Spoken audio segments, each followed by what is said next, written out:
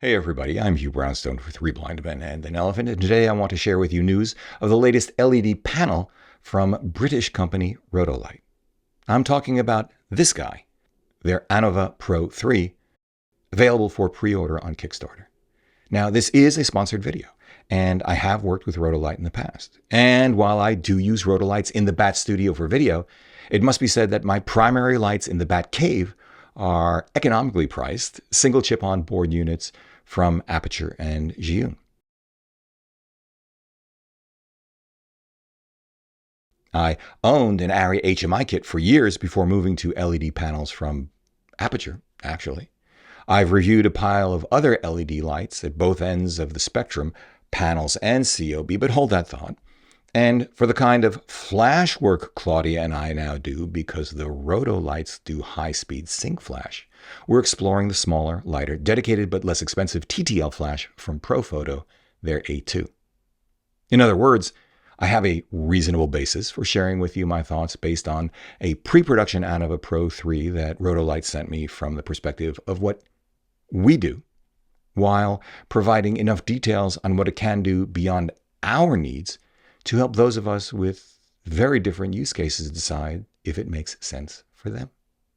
Clearly, in other words, when it comes to lighting, we are daily, though not high-end users ourselves. Hold that thought.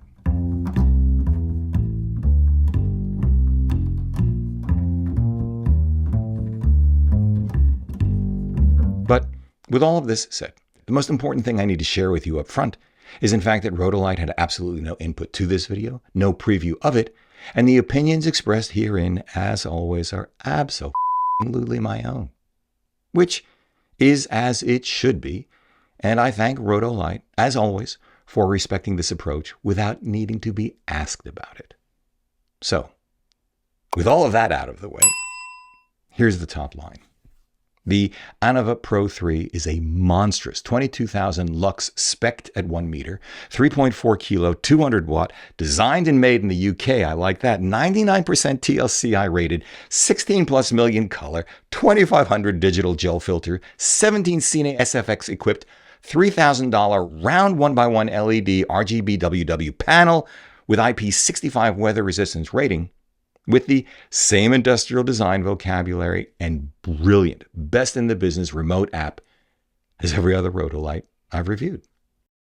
That is a mouthful, but if you know anything about high-end lighting, you'll recognize it for what it is, as have a fair number of highest-end media companies, including the BBC, ITV, Sky, those are all British companies, Netflix and Amazon Studios, as well as a number of high-end fashion photographers.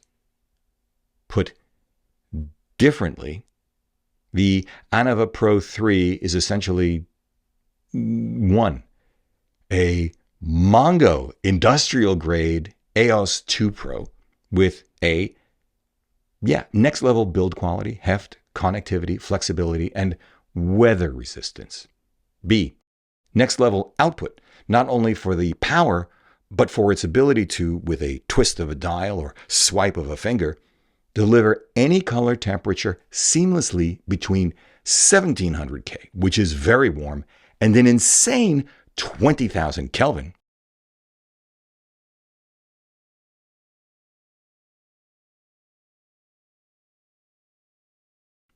And C, an integrated pair of V battery mounts for on-location, no generator available shooting.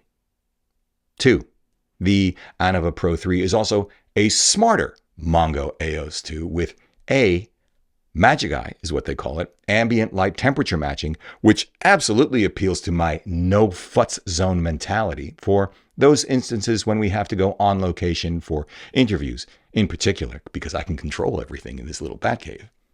B, the ability to work with a wider array of wireless triggers than before, now including, beyond Elechrome, Profoto, Godox, Neewer, and Pixapro.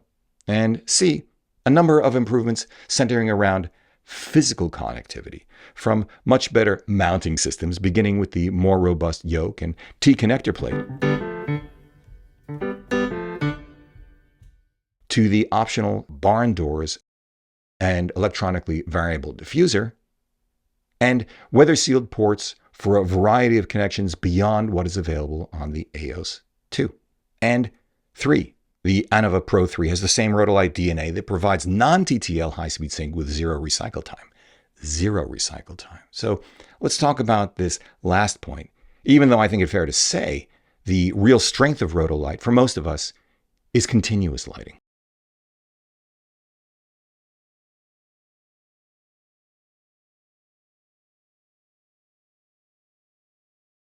A. The flash power for that high-speed sync is not quoted in the same terms as one generally finds with dedicated flash units like watt seconds or guide numbers. At the very least, I wish they would include one of those things, but more importantly, include f-stops for adjustment purposes. B. As I just mentioned, like other Rotolight models, the high-speed sync is non-TTL only, which may or may not matter to you. Fair enough. C. There are far fewer light modifier options for any LED panel compared to more traditional offerings available for high-end flash and single-chip onboard LEDs, whether we're talking about the relatively universal Bowens S-mount or dedicated modifiers by companies like Profoto, Elinchrom, and Broncolor. D. The Anova Pro 3 is simply larger and heavier than most dedicated flash units until we start talking about something like the almost $18,000, $2,400 watt second, 30-pound Profoto Pro 11 pack, and that's before adding heads. E. Then again, one could certainly make the argument, and I'd be inclined to agree, that under many scenarios, continuous, cool-running LEDs can have replaced traditional flash units. But I'd love to read what you think in the comments section below. 4. While we're talking limitations and returning to continuous lighting anyway, I should also point out that, let's call this one F, the variable electronic diffuser, although way cool, still does not defy the laws of physics and simply cannot diffuse light the way, say, even a 36 octagonal softbox can. Although, with this said, there is sufficient power with the diffuser set to full on, at which point it has a 120-degree beam to blow through, say, a 4x4 1 3/4 stop scrim gym. And in fact, you're looking at just that combination right now because I'm filming with it. And G, like the AEOS Pro 2, fan noise does become noticeable when running for longer periods of time, like, say, a 1-hour interview or trying to crush through multiple scripts in one setting. 5. Let's turn briefly to the competition because this is where it gets really interesting. Even though Rotolight itself lists Arri's SkyPanel S30, Light Panel's Gemini 1x1 Soft, Aperture's P300, and Cream Source's Vortex 4 as competitors, the closest competitor I've ever personally had in hand in terms of weather resistance, build quality, light quality, flexibility, and industrial design is the smaller Cream Source Microcolor I tested 4 years ago. If I remember, I'll put a link to that review as well. And that unit was spectacular. In addition to the strengths I've just mentioned, it uses a massive heatsink instead of a fan for thermal management, meaning it is dead silent. Useful in a small room like this, although I hear nothing from the Rotolight right now. But while the Cream Source Microcolor is just about half the price of the Anova Pro 3 and has exquisite industrial design, the Anova Pro 3 has a beam angle twice as wide, is more powerful, has an even wider color temperature range, has a far better control interface, touch or app, better battery options, and a larger starting surface area. As for the rest, I believe that none of them can touch the Anova Pro 3 as a complete package at the price, functionality, and ease of use. Then again, if you don't need everything the Anova Pro 3 can give you, or are simply at a different point in your image-making journey, earlier in your image-making journey, there are other, much less expensive LED options out there, beginning with Rotolight's own AEOS 2, and continuing on to offerings from Aperture and others, as I mentioned just moments ago. The bottom line, as I wrap it up, is this.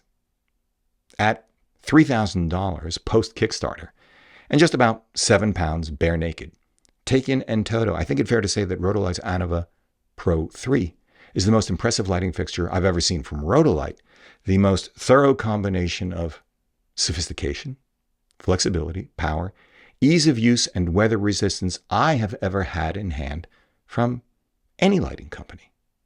If you need what it can give you, I think one can say it stands in a class of its own. But even then, as I've just articulated, it isn't perfect, nothing is. It certainly isn't inexpensive. And as I just implied a moment ago, it really isn't for most people. But man, is it cool that Rotolight has made it for some of us. If you're interested, hop over to Kickstarter for a closer look. I'll put that link down in the show notes as well. In the meantime, hey, a happy, healthy Merry to one and all. May the coming year be far better than this one. If you like what you've seen here today, please give a thumbs up, subscribe to the channel, join the conversation in the comments section below because this is an exceptional audience. If you'd like help with a portfolio review, gear selection, finding or honing your artistic voice, sign up for a one-on-one mentoring video call via Zoom at 3bmep.com/booking. Finally, please consider supporting our work by using the no-cost-to-you affiliate links down below, sending us coffee money via PayPal, or most especially, joining us on Patreon, links down below as well.